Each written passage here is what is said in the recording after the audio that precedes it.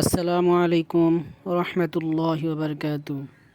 আমার প্রাণপ্রিয় শ্রোতা বন্ধু, আপনাদের প্রিয় অনুষ্ঠান গল্পে গল্পে আলোকিত মানুষ। আমাদের আলোকিত মানুষ হচ্ছে ইমাম আবু হানিফা রাহিমাহুল্লাহু তাআলা এর জীবনের কিছু ঘটনা। আজকে ইমাম আবু হানিফা রাহিমাহুল্লাহু তাআলার উনি লেখাপড়া করা অবস্থায় একজন উস্তাদের কাছে 18 বছর পড়াশোনা করেছে, তার একটি ঘটনা আপনাদের সাথে বলতেছি। তাহলে চলুন শুরু করা যাক। ওস্তাদের সাথে নেক ও গভীর সম্পর্ক ইলমি তারাক্কির মাধ্যমে ইমাম আজমেরও ছিল আপন ওস্তাদের সাথে গভীর ও দীর্ঘ সম্পর্ক।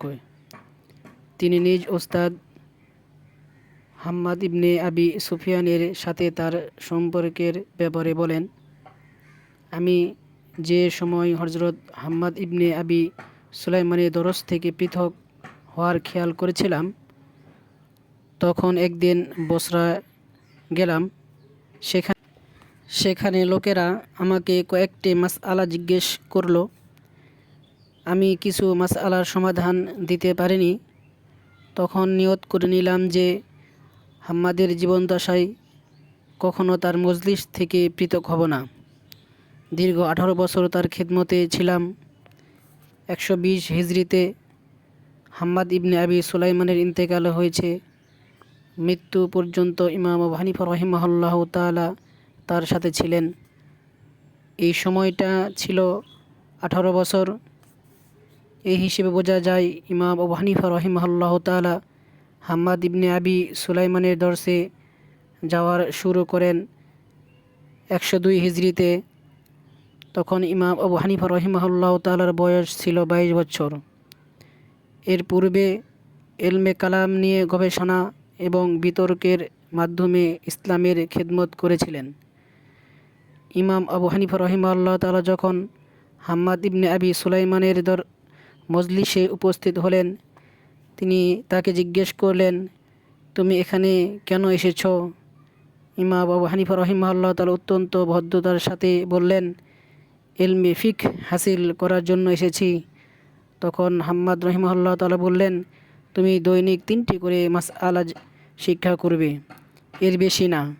ইমাম সাহেব ওস্তাদের মাশওয়ারা কবুল করলেন। এভাবে শিখতে শিখতে তিনি ইলমে ফিকহের এমন ব্যুৎপত্তি অর্জন করলেন যে সারা জাহানে তার ইলমের ডঙ্কা বাজা শুরু হলো। ইলমে ফিকহের তার নাম বিশেষ স্থানে উন্নতি হলো।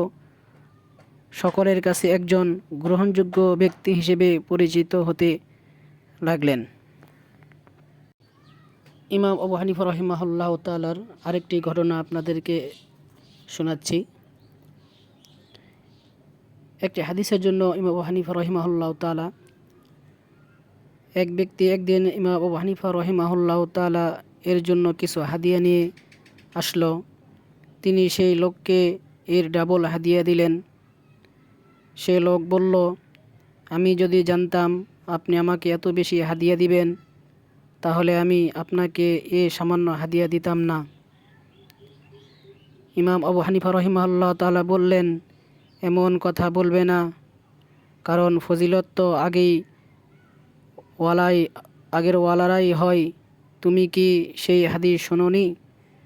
হুজুর সাল্লাল্লাহু আলাইহি সাল্লাম বলেছেন, যে ব্যক্তি তোমাদের সাথে ভালো আচরণ করে তাকে ভরপুর বিনিময় দিয়ে দাও। যদি বিনিময় দেওয়ার কিছু না পাও, তাহলে তার প্রশংসা করো। এরপর ইমাম আবু হানিফা রাহিমাহুল্লাহু তাআলা বললেন, এই হাদিসটা আমার কাছে আমার সমস্ত সম্পদ হইতে প্রিয়।